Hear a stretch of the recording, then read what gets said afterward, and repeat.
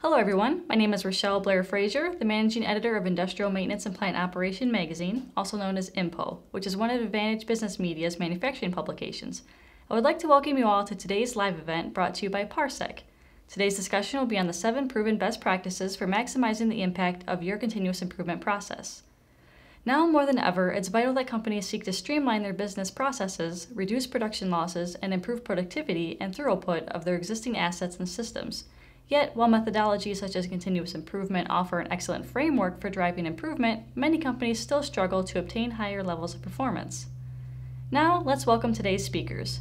Greg Newman is VP of Marketing at Parsec.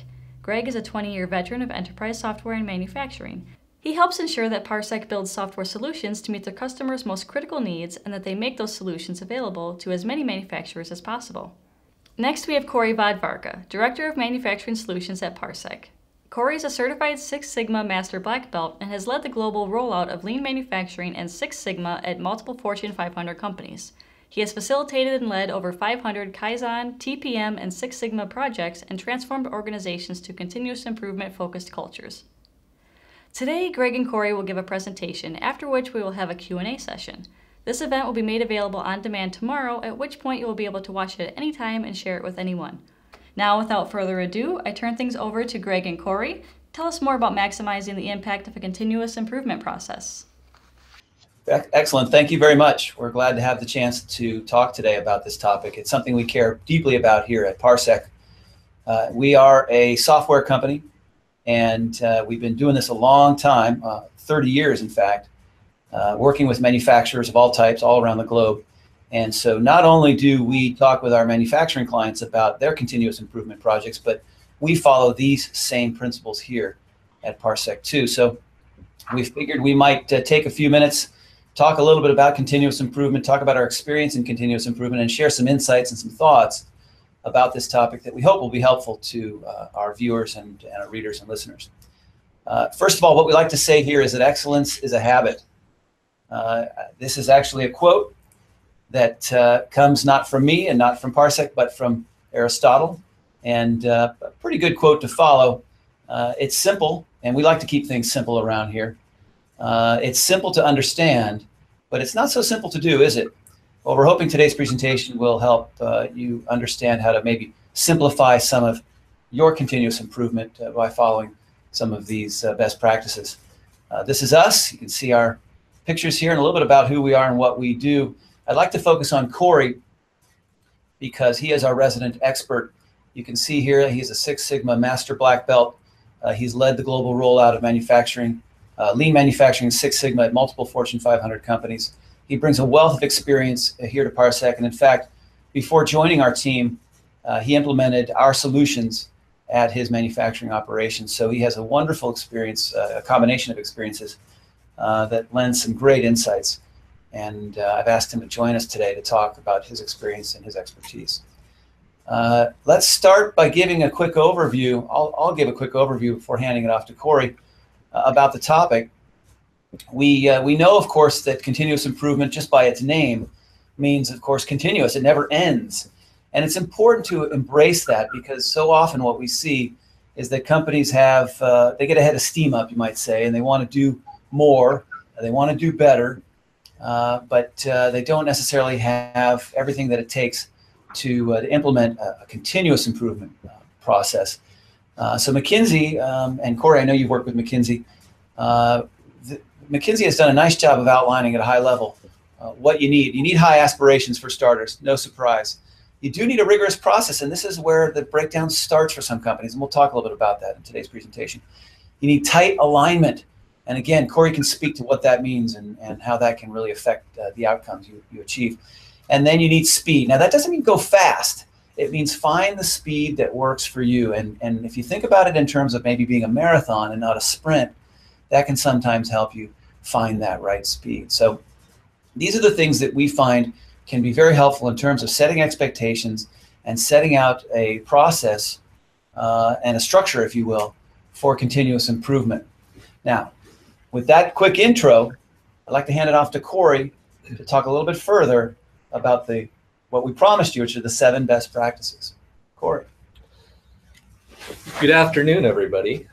So with any new objective, any new program going in place, it goes without saying you have to have buy-in from the top.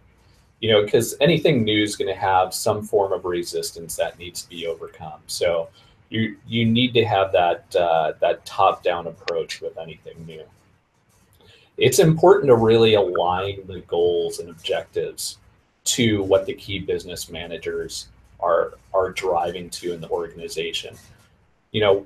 Understanding what's critical to the success of the organization and what's going to put your organization out front, whether that's quality, profitability, low cost, greater productivity.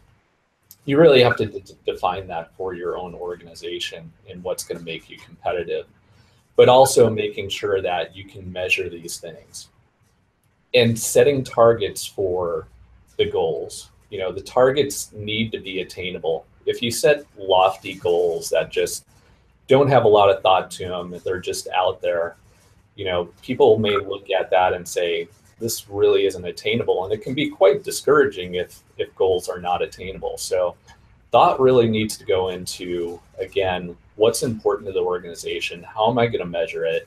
In setting targets that, can be a stretch, but at the same time are perceived as attainable to chase after. So the next piece is making sure you get accurate and timely data. So oftentimes I catch people putting in metrics, and they really look at it as, how do I make myself look good? Versus, in sugarcoating the metric, what should be included, what should not be included. And the focus isn't on really making it ugly.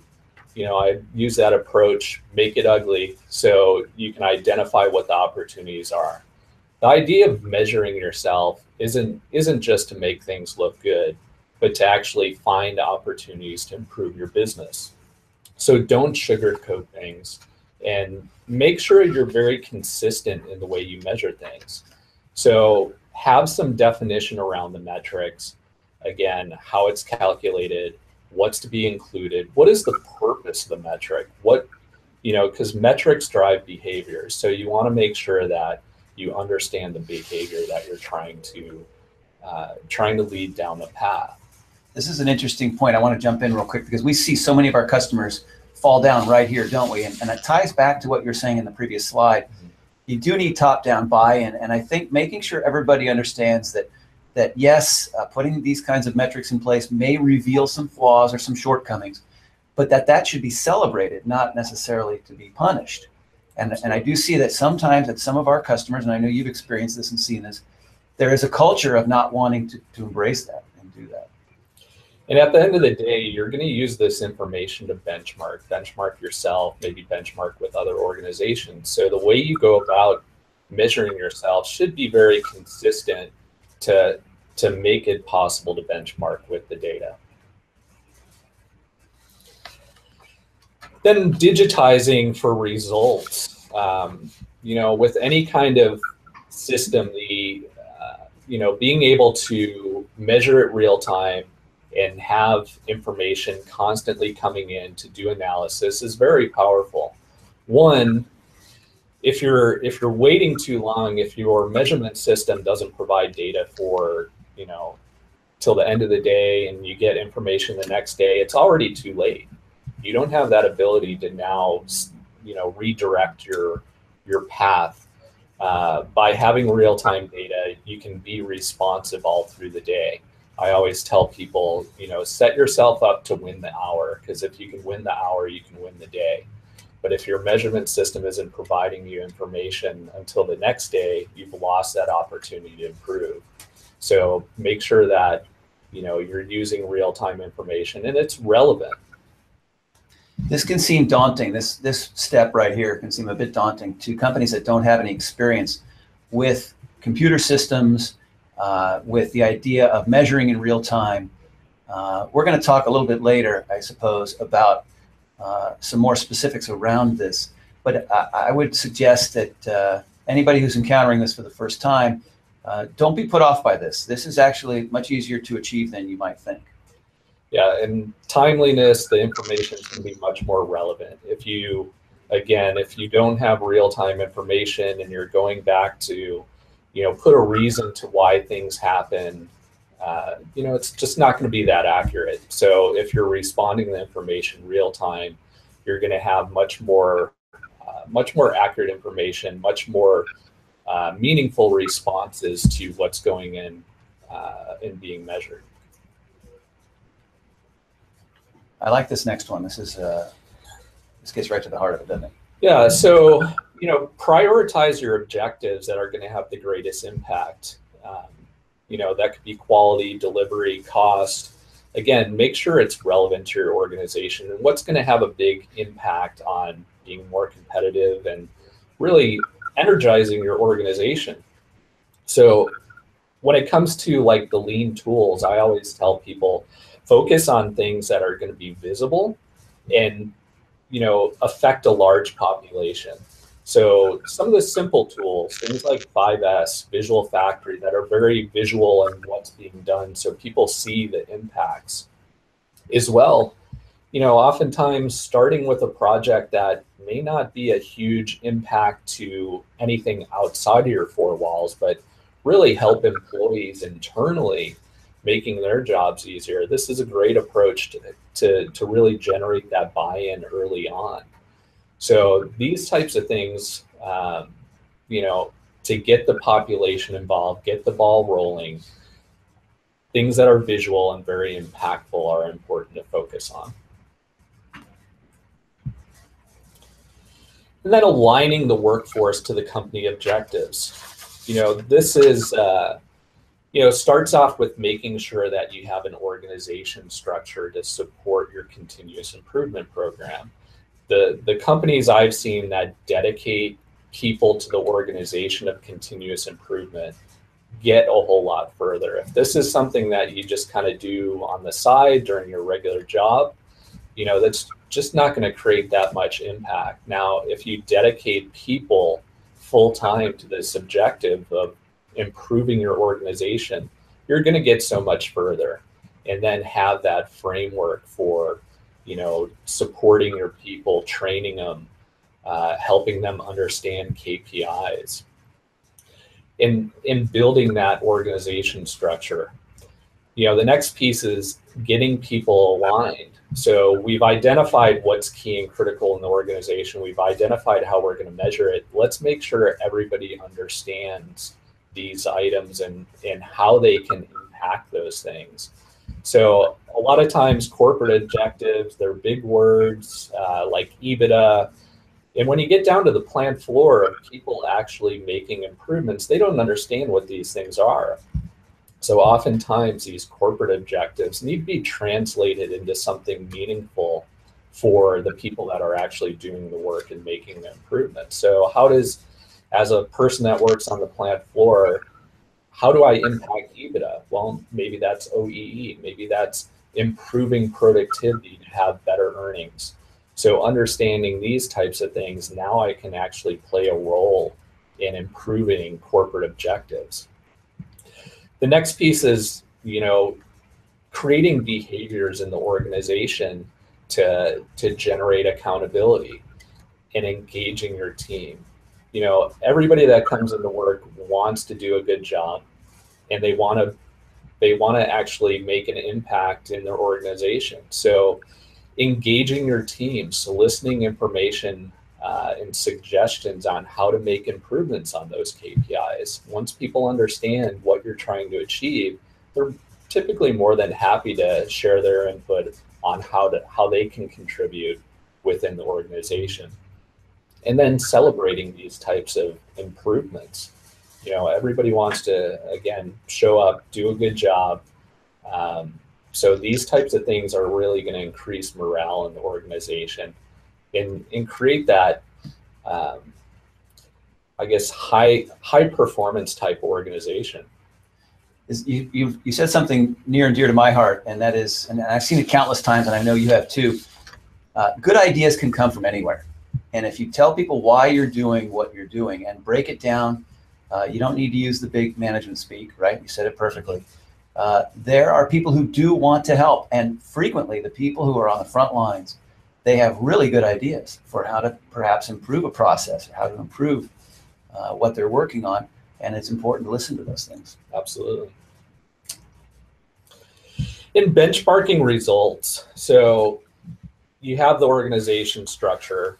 Now it's time to really monitor these types of objectives, measuring the KPIs, helping understand what kind of benefits are we getting out of the program.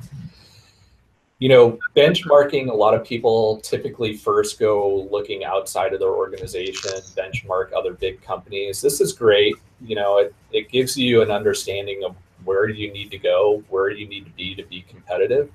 But you're often limited on what kind of information you can get. You know, oftentimes, one, you got to make sure the information's relevant. So it needs to be from your industry. If you're looking to benchmark people in your industry, they're likely competitors and they're not going to share this type of information with you.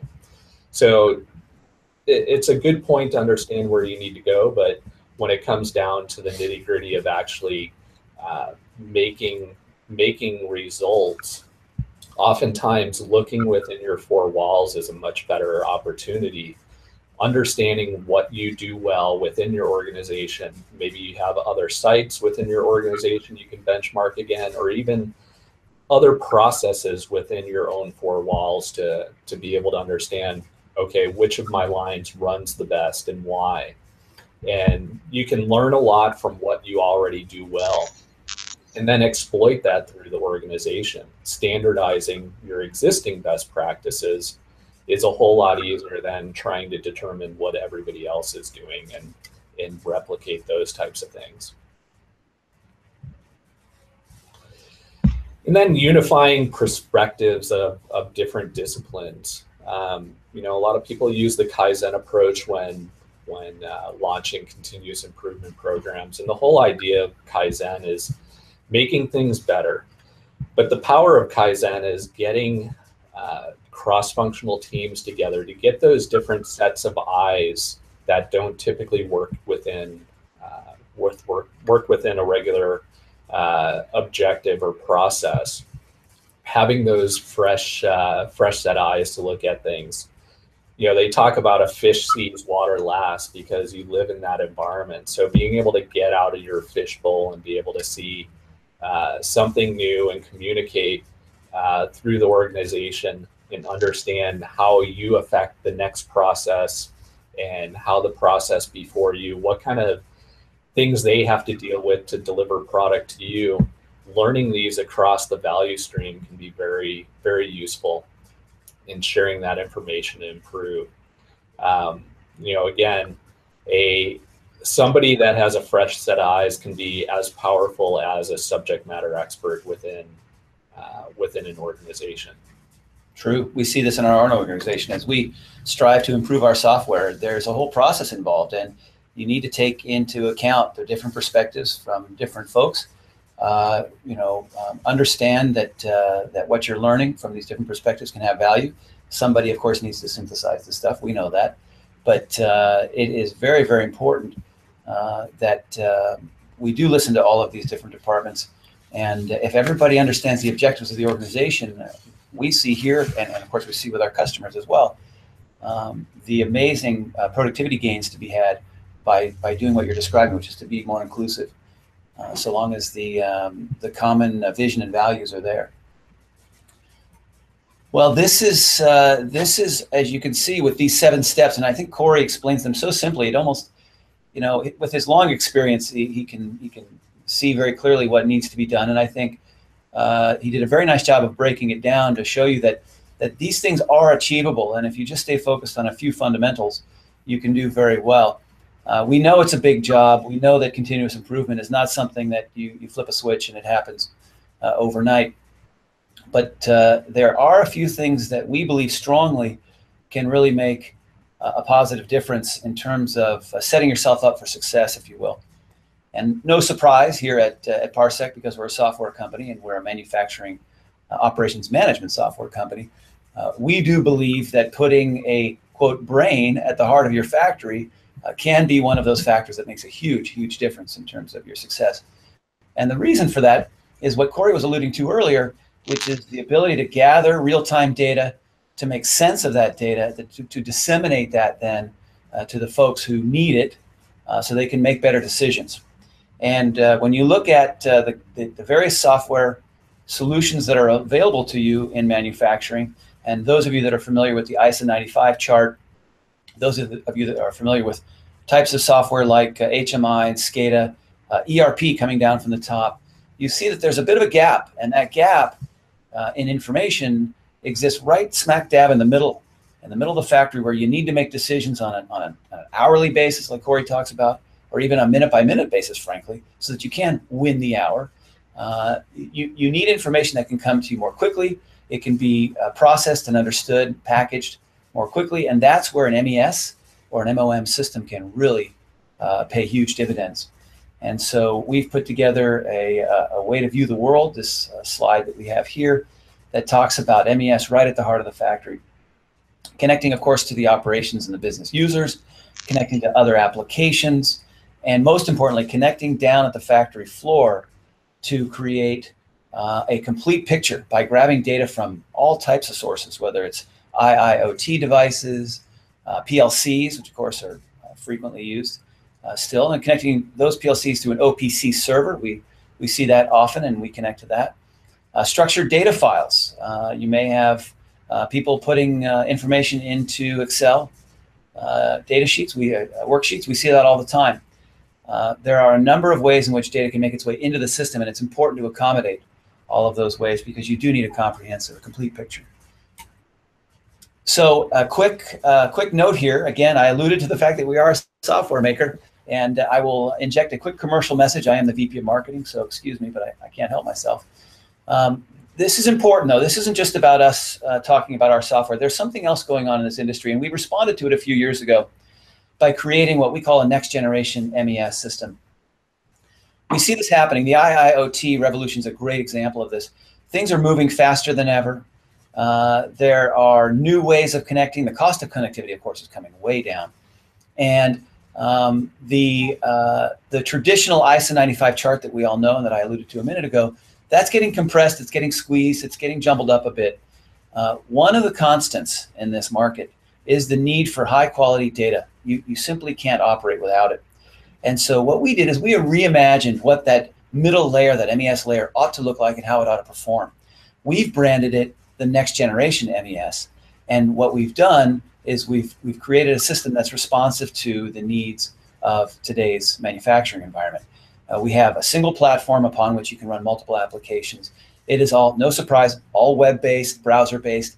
You can deploy it on premises, you can deploy it in the cloud. So we've given it that flexibility. It's totally mobile ready because we know today's workforce, many of our customers are in fact increasingly using mobile. We also know that we're hearing this from our customers too, they don't want an endless development project. They want out-of-the-box functionality. Well, after 30 years of doing this, we've learned what functionality matters, and we've developed out-of-the-box packages to accommodate the most popular needs. And of course, lastly, if possible, our customers asked us, can you help us avoid configuring using coding and scripting? Well, yes, by and large, these days we can. We have an environment that uses some web-based forms to allow for code-free configuration. So it's exciting stuff. It was a tall ask. It took us a few years to do it, but we put it together. Yeah, one of the nice things about having a system like TrakSYS is it makes it very easy to standardize your metrics. So the system is configured to measure a certain way and collect information that's going to be usable, but being able to standardize those things like OEE and on-time delivery, the system is configured in that way so it automatically standardizes it across your organization. There's no real room for interpretation outside of the standard. This is a really good point, and I would add to that, for all of you who perhaps are just getting started with this out-of-the-box functionality I mentioned a moment ago, this includes things like what Cory said, OEE, TEEP, MTBF. There are certain industry standard measures, and we're familiar with them, we've baked those into TrakSYS because we know that you don't necessarily want to spend time thinking about those things. You just want to get started. Quick note here, when we say we know what we're talking about, and we've worked with manufacturers all over the world, here's a little bit more about that. You see a few logos here on the screen. We were founded in 1987. We have thousands of deployments, I think over 6,000 now, all over the world, in over 100 countries, 108 actually to be specific. And we are in a number of industries: pharmaceutical, very strong, food and beverage, packaged goods, automotive, and more. We do work in process industries, we work in discrete industries, and we see that the manufacturers we serve in these industries face many common challenges. Now, naturally, everybody's factory is a bit unique, we know that, but these challenges that you face tend to have some common features, and we have designed our software to give you the foundation, the solid base based on those common features, together with the flexibility to map to your environment. And I will leave you with this thought. This is Eddie Azad, our CEO, and this is our vision. This is how we like to operate. We believe strongly in helping to make manufacturing management as simple as possible. Those are our guiding words. That's what we do every day when we get up. So I know that what we've touched on today and what Cory was able to talk about today, in many respects may seem like a lot, but it really is the tip of the iceberg. And if you have questions, and if you'd like to talk further with us, we welcome that. I know we have a little bit of time. I believe we might have a little bit of time here to talk about questions you may have about continuous improvement, about manufacturing management, and about manufacturing software. So we want to thank you very much for the opportunity to share some of these thoughts and ideas. And we'd like to open it up for questions. Thank you very much, Cory and Greg, for an excellent and informative presentation. The best practices that you've discussed will certainly remain talking points among our audience, not only at IMPO, but our sister manufacturing publications as well. So now, as you said, let's move on to the Q&A portion of our event. So to start things off, you talk about accurate and timely data, and that's clear, but how much data do I need, and from what sources can I gather data? It's a great question. I know we can both talk about it because we both feel pretty strongly about it, but jump in because you're the manufacturing expert. I know they want to hear from you. Yeah, at the end of the day, running a factory, one of the most important things is delivering product to your customer in a timely manner. So you get orders, and an operations person is really there beyond safety and taking care of the environment. They need to deliver on time. So making sure your processes are reliable, and that can be done through OEE, measuring things like schedule attainment, on-time delivery, on time in full. These are very useful metrics for understanding how well and how consistent your operation performs. And then from a quality standpoint, things like scrap and using SPC to see how capable your processes are so they're very reliable from a quality standpoint. These are some of the things that I try to focus on within most manufacturing organizations. And I would say this, in today's digital environment, it's very tempting to want to gather more data because after all, you can. But as Cory just mentioned in the examples he gave, you don't necessarily need data second by second or even sub-seconds. I mean, we know that computers can gather data in milliseconds. You don't need that much data. Frequently, the velocity of the data, when you look at what you're trying to answer, the velocity of the data can be much, much slower. You need much less data to answer those questions meaningfully. And it's important to tune your data gathering environment to match the answers that you seek. As well, one other thing, many organizations have a lot of different data systems, and Greg hinted upon the fact using TrakSYS as the brain of your organization.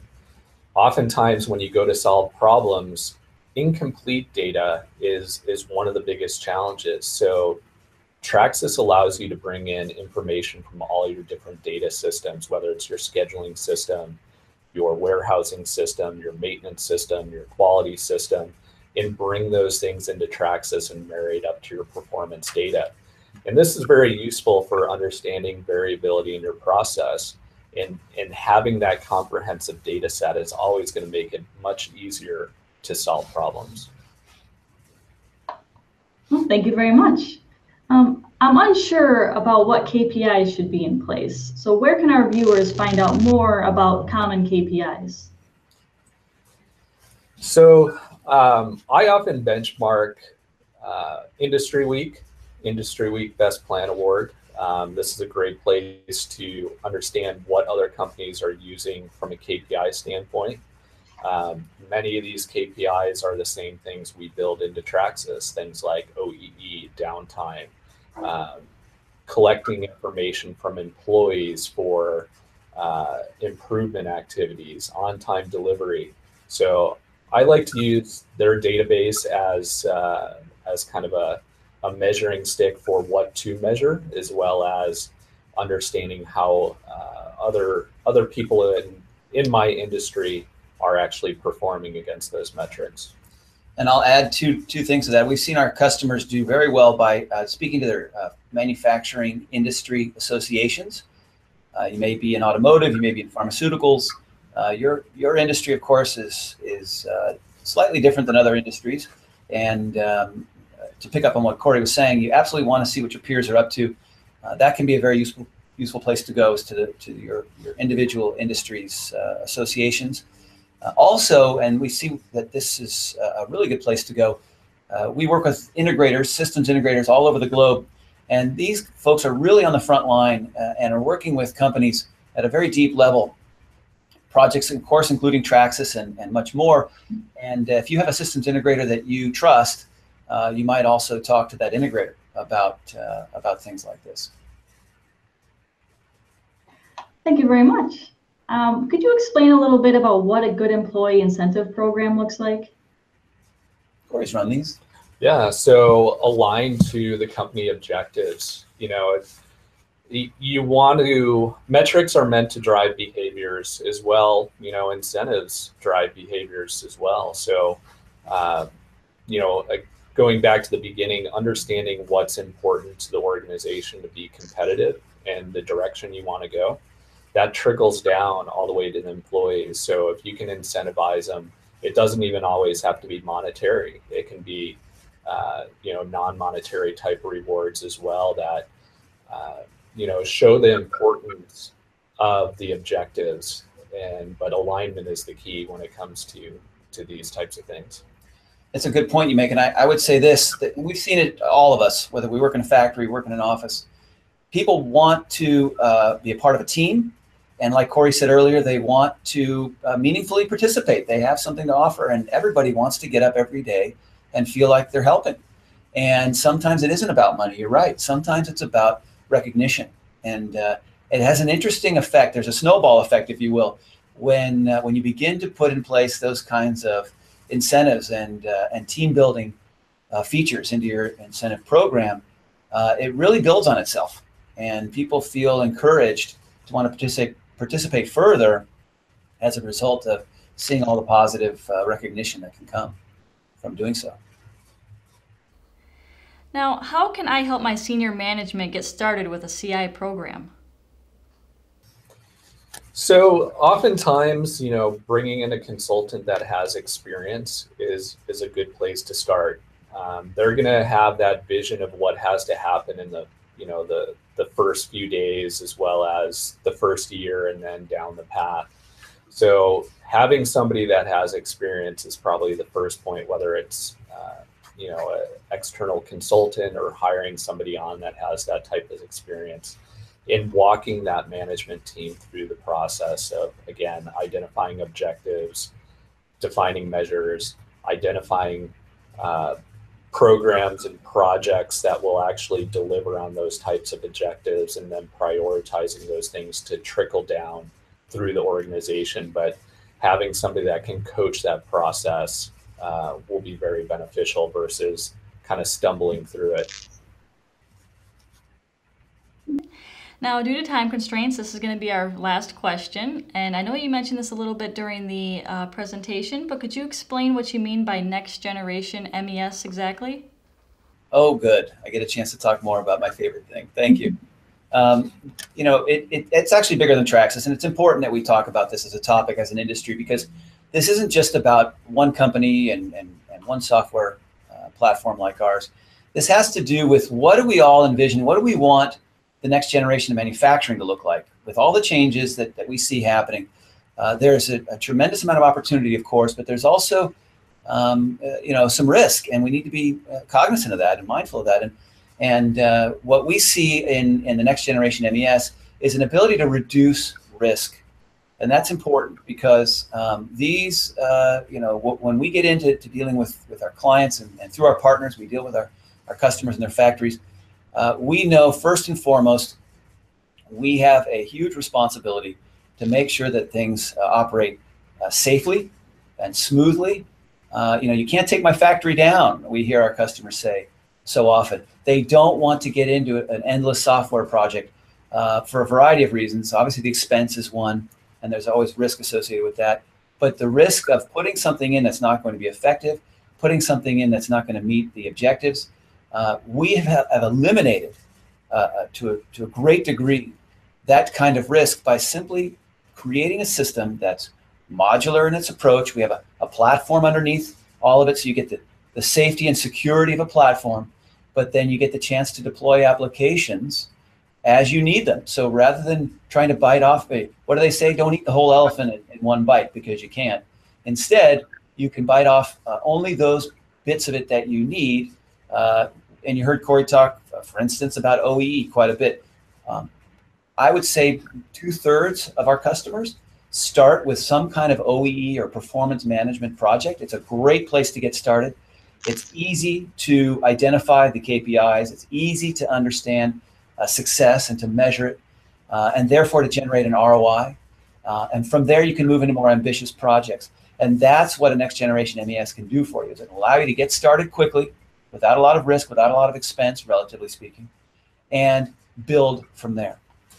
Yeah, I think over the years, a lot of experience and knowledge has continued to work its way outside of manufacturing through, baby boomers retiring, and this knowledge and intelligence leaving has created a gap in a lot of organizations, and people are really challenged to find qualified individuals to work within their organization.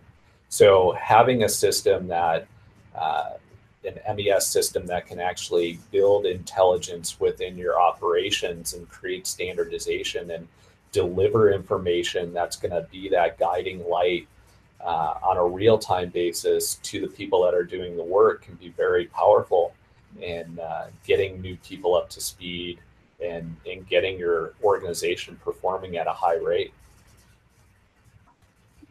That concludes our event for today. Thank you everyone for attending today's event, and a special thank you to our exceptional speakers, Greg Newman and Cory Vodvarka, and to our sponsor, Parsec. Look out for an email with a link to access this live event on demand so you can rewatch it at any time and share it with anyone. Thank you and have a great day.